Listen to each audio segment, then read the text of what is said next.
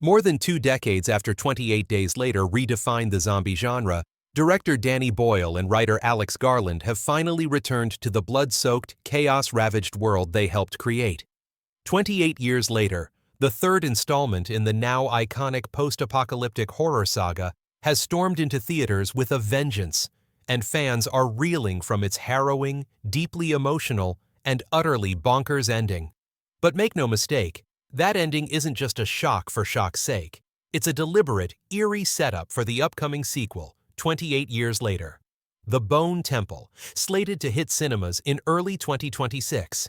Let's break it down, because what starts as a somber journey through grief and survival takes a sudden, neon-drenched turn into something far stranger and far more ominous. A return to roots, with a new generation at the center. Though it's technically the third film in the franchise, 28 years later takes a noticeably different path than 2007's 28 Weeks Later, which had hinted at a global spread of the rage virus. Instead, Boyle and Garland, back in their original roles as director and writer for the first time since 28 Days Later, hit the reset button.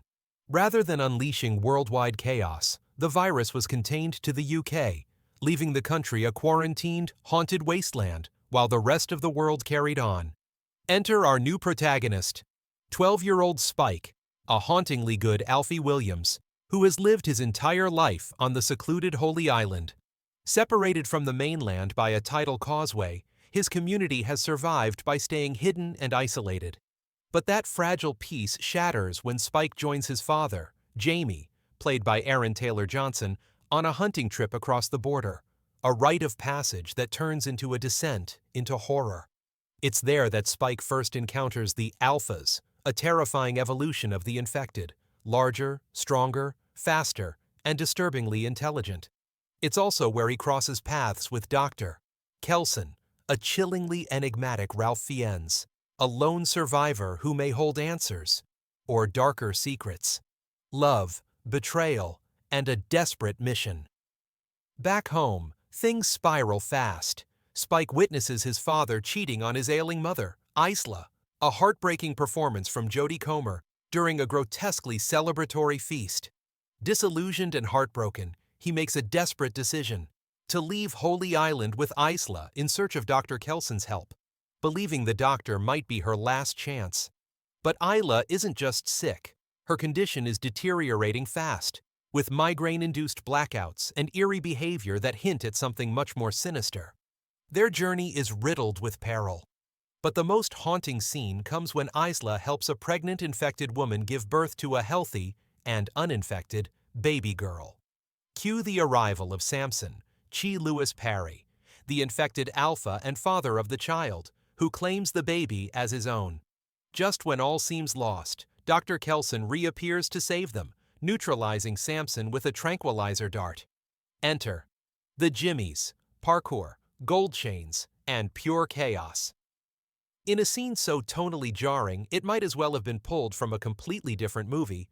28 years later, jumps ahead 28 days. Spike, now alone and vulnerable, is cornered by a swarm of infected. But just as all hope seems lost, salvation crashes in, literally. Cue Jimmy, played by Jack O'Connell, the now adult version of the boy we met in the film's opening flashback. As a child, Jimmy watched his family ripped apart during the original outbreak. As an adult, he's turned trauma into something wild. But this isn't just flair for flair's sake. The film has been dropping breadcrumbs about Jimmy all along, from cryptic graffiti to a tortured infected with his name carved into their skin.